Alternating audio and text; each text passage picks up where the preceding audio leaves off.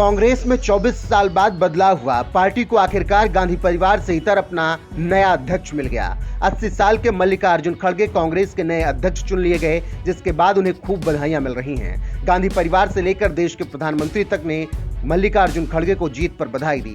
ऐसे में अब मल्लिकार्जुन खड़गे पर बड़ी जिम्मेदारी होगी। वो कांग्रेस पार्टी के सभी फैसले लेते हुए नजर आएंगे। इसी बीच एक नेता खड़गे के चुने जाने से काफी टेंशन में है, क्योंकि कांग्रेस ने उनके वोट बैंक में सेंधमारी की प्लानिंग कर ली है। जी हां, उत्तर प्रदेश की पूर्व मुख्यमंत्री और बसपा सुप्रीमो मायावती खड़गे के चुने जाने से बिल्कुल भी खुश नहीं होंगे, क्योंकि दक्षिण भारत से आने वाले दलित नेता मल्लिकार्जुन खड़गे कांग्रेस के नए अध्यक्ष बने हैं, जिसकी वजह से मायावती को अब अपने वोट बैंक की चिंता सताने लगी है, क्योंकि कांग्रेस दलित कार्ड भुनाने की पूरी कोशिश अब आगे करने वाली है।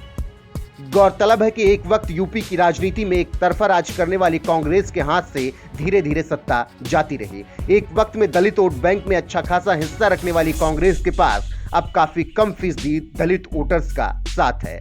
ऐसे में खड़गे को पार्टी ने राष्ट्रीय अध्यक्ष बनाकर अब एक बार फिर से दलितों को अपनी तरफ खींचने का काम करने का प्रयास किया है, और यूपी में भी इसका फायदा कांग्रेस उठाते हुए दिखेगी। बता दें कि यूपी की राजनीति में दलित वोटर्स काफी अहम स्थान रखते हैं। यहां लगभग 21% दलित वोटर्स हैं। बसपा इस वोट बैंक पर काफी मजबूत पकड़ रखती है। 2017 यूपी विधानसभा चुनाव में लगभग 87% जाटव ने मायावती का साथ दिया था, लेकिन 2022 में ये कम हो गया था और 65% जाटव ही मायावती के साथ रहे। मायावती से लगातार छिटक रहे दलित वोटर्स में सेंधमारी बीजेपी ने की है। अब कांग्रेस भी मायावती के इस वोट बैंक को हासिल करना चाहेगी, जिसके लिए कांग्रेस ने यूपी में पहले ही चाल चल दी थी और दलित समाज से आने वाले बृजलाल खाबरी को प्रदेश का अध्यक्ष बनाकर अपनी रणनीति साफ कर दी थी। और अब खड़गे का राष्ट्रीय अध्यक्ष बनना ये पुष्टि करता है कि यूपी में कांग्रेस दलितों को फिर से लुभाने का प्रयास करेगी, जिसकी वजह से मायावती की टेंशन बढ़ी हुई है। फिलहाल अब 2024 के आम चुनाव में देखना दिलचस्प होगा कि कांग्रेस किस रणनीति के हिसाब से उतरती है। बहरहाल तो मल्लिकार्जुन खड़गे ने जीत के बाद बता दिया कि वो बीजेपी के साथ साथ विरोधी दल के खिलाफ रणनीति बनाने को तैयार हैं। सुनिए जीत के बाद क्या कुछ कहा है कांग्रेस के नए अध्यक्ष मल्लिकार्जुन खड़गे ने। आजादी के 75 साल के इतिहास में भारतीय राष्ट्रीय कांग्रेस ने लगातार इस देश की डेमोक्रेसी को मजबूत किया और संविधान की रक्षा की। आज जब डेमोक्रेसी खतरे में है, संविधान पर हमला बोला जा रहा है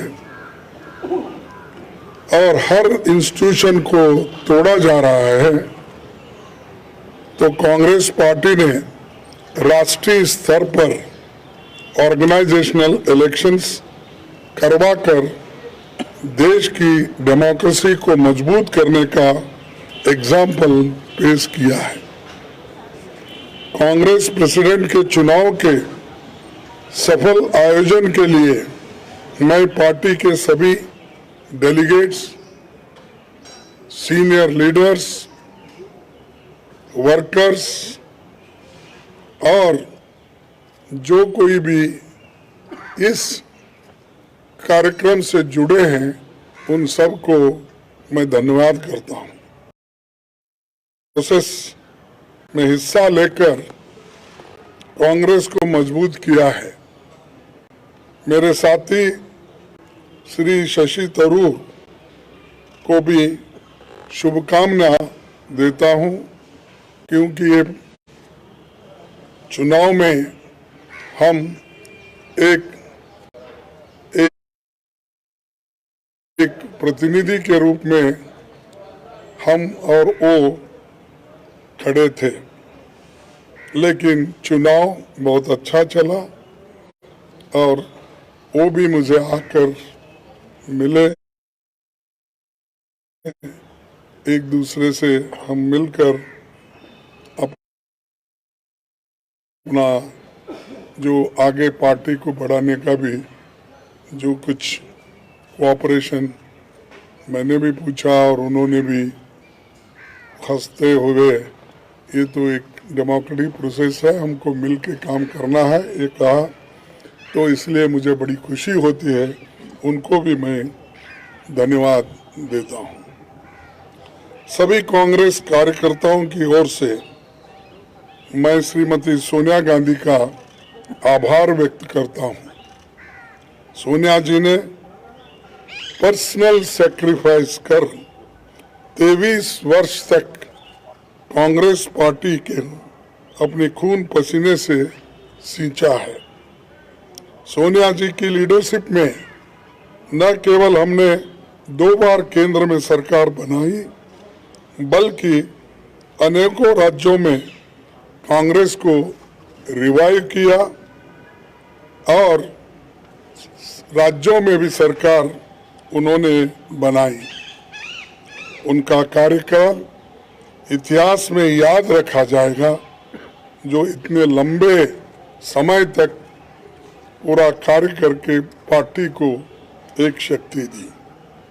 आज देश में सबसे बड़ी समस्या कमरतोड़ महंगाई यानी इन्फ्लेशन, भयंकर बेरोजगारी अनएम्प्लॉयमेंट, अमीर गरीब के बीच की खाई बढ़ते जा रही है और सरकार के द्वारा देश में फैलाई जाने वाली नफरत।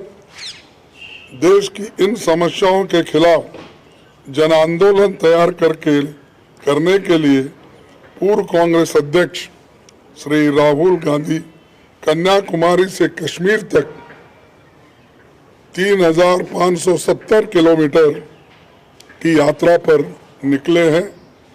आज पूरा देश उनके संघर्ष से जुड़ रहा है। मैं कांग्रेस जनों और देश के लोगों से अपील करता हूं कि देश के हित में भारत जोड़ो यात्रा में शामिल होकर श्री राहुल गांधी जी के कंधे से कंधे मिलाकर चलेंगे। उन्होंने मुझे 1 घंटा पहले मुझसे उन्होंने कहा कि आपको अभिनंदन, आप कांग्रेस के अध्यक्ष बने हैं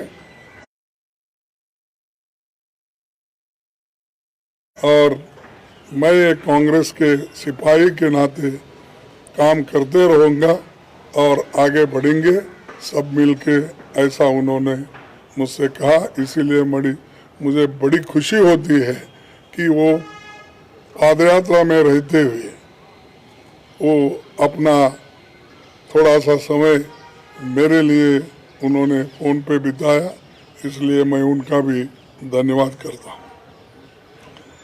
आज हम सबको मिलकर कार्यकर्ता के तौर पर काम करना है।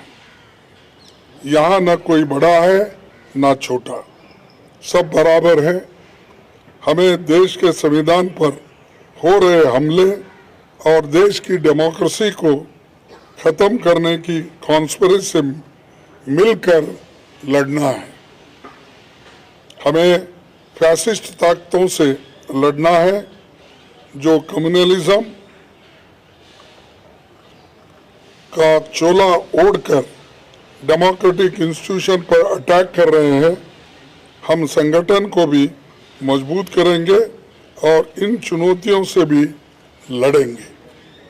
दिल्ली की सत्ता पर बैठे हुए हुक्मरान सरकार बातें तो बहुत करते हैं पर काम कुछ नहीं होता और असलियत में उनके चरित्र को 4 शब्दों में अगर मैं बताऊं कि ये है खोखला चना बाजे घना, तो ये उनका काम है। तो दोस्तों, हमारा मानना है कि देश एक तानाशाही की सनक की भेंट नहीं चढ़ाया जा सकता। हमें इकट्ठे होकर इन विनाशकारी ताकतों को हराना है। पार्टी के सभी दोस्तों को संसद से सड़क तक लड़ना होगा। बूथ स्तर पर संगठन के हर साथी को जोर से संघर्ष करना होगा। मुझे विश्वास है कि जैसे आपने मुझ पर भरोसा जताया है और गरीब परिवार में जन्मे एक सामान्य व्यक्ति को, एक सामान्य कार्यकर्ता को कांग्रेस का अध्यक्ष बनाया है, मैं आपके भरोसे पर खरा उतरने की पूरी कोशिश करूंगा। जय हिंद, जय कांग्रेस।